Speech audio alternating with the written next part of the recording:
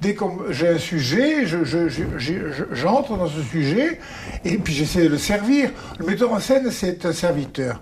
Il est là pour servir un auteur. Voilà. Donc je vais essayer de monter cette pièce le plus honnêtement possible, en respectant les desiderata de l'auteur, ses idées surtout. Et je ne fais pas de grosse différence, je fais pas de différence même entre une pièce, disons, ésotérique, je sais qu'on n'avait pas le mot, mais enfin, c'est un peu ça quand même. Hein. Et puis un drame shakespearien, pour moi, c'est pareil. Alors voilà, je le prends comme un sujet normal, moi, pour moi. Voilà. C'est pas quelque chose de mystérieux, non, pas du tout. Je vais le monter comme quelque chose de tout à fait, j'allais presque dire, banal. Voilà, il faut pas monter ce sujet en épingle, il faut pas le présenter comme chose exceptionnelle, pas du tout, je crois pas. On le montre comme une pièce de théâtre normale.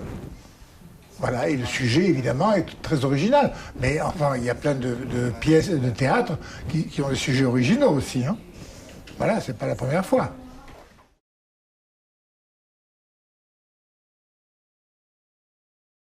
Voilà, ce qui m'a intéressé, c'est le sujet. C'est un sujet qui m'intéressait déjà il y a très longtemps, depuis longtemps. Et on m'apporte cette pièce, je me dis, oui, ça c'est intéressant. Et puis je crois que c'est la première fois que l'on met ce sujet sur un plateau de théâtre.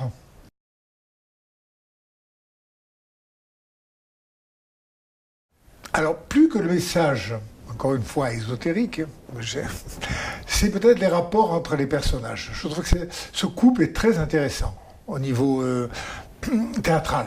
Parce qu'il y a un conflit. Le théâtre, c'est quoi? C'est un conflit. Une pièce de théâtre sans conflit, ça n'existe pas. Voilà. Donc là, on a un vrai conflit qui est très, très violent, qui est très dur, puis qui va évoluer. Et c'est ça qui m'a intéressé. Plus le personnage des deux enfants, qui sont de très jolis personnages, et notamment le fils.